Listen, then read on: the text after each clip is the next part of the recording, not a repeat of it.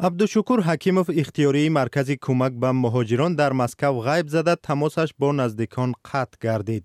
چند روز بعد از این او از بازداشتگاه شهری خوجند پیدا شد. پیوندان این جوان تخمین میکنند که او را کارمندان خدمات مخصوصی تاجیکستان از پایتخت روسیه ربودند. شوهر من صبح به کار رفت و ساعت 6 بیگاه من از رقم کهنه او SMS گرفتم که او را ربودند. معلوم بود که SMS سراسیمه‌وار نوشته شده است زیرا پر از خطا. Видно, что человек по пыхах, торопях писал с ошибками там. به قول همسری عبدالشکور از چند کلمه پادرهوای SMS درک کرد که آدمربایان او را به فرودگاه بردند. خواهر عبدالشکور به کمکش به فرودگاه شتافت. اما عبدالشکور حکیموف الکی در فرودگاه مرز را عبور کرده بود. من در حال با تاکسی به دامادیدوو رفتم و با عریضه به پلیس مراجعت کردم. آنها گفتند او در اینجاست، تشویش نکشید. در اول آنها مرا به مسخره کشیدند و پرسیدند که کی او را ربود. مگر من ربودم؟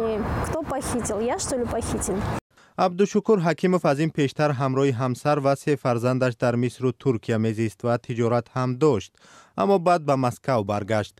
به نقل پیوندان به او دایم کارمندان حفظ حقوق زنگ میزدند و طلب میکردند که به وطن برگردد. سبب را برای شهر نمیدادند و او را برای در آن کشورها بودنش طعنه میکردند.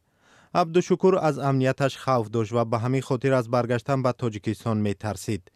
در همین حال در روسیه او از کسی پنهان نشده بود و حتی برای کمک به مهاجران مهنتی در مرکز اختیاری بود.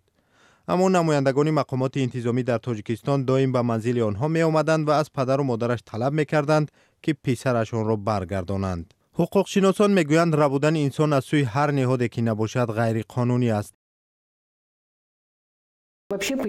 ربودن شهروندان آسیای مرکزی به ویژه ازبکستان و تاجیکستان خیلی زیاد است. شخصا من سالهای آخر 20 چنین حالت را میدونم. برای چی آنها کوشش میکنند که زود این عمل خود را انجام بدهند؟ چون که دادگاه اروپایی از این افراد حمایت میکند، زیرا به این آدمانی که روسیه آماده است به کشورشان بفرستد شکنجه تهدید میکند.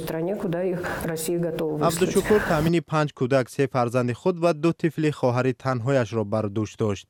حالا بار زندگی به شانه این زنها می افتد، ولی نزدیکان عبدالشکور را بیشتر از همه سرنوشت بعدی او به تشویش آورده است. حالا آنها نمی دانند به پرسش های کودکان که پدر و تقای آنها کجاست چی پاسخ بدهند.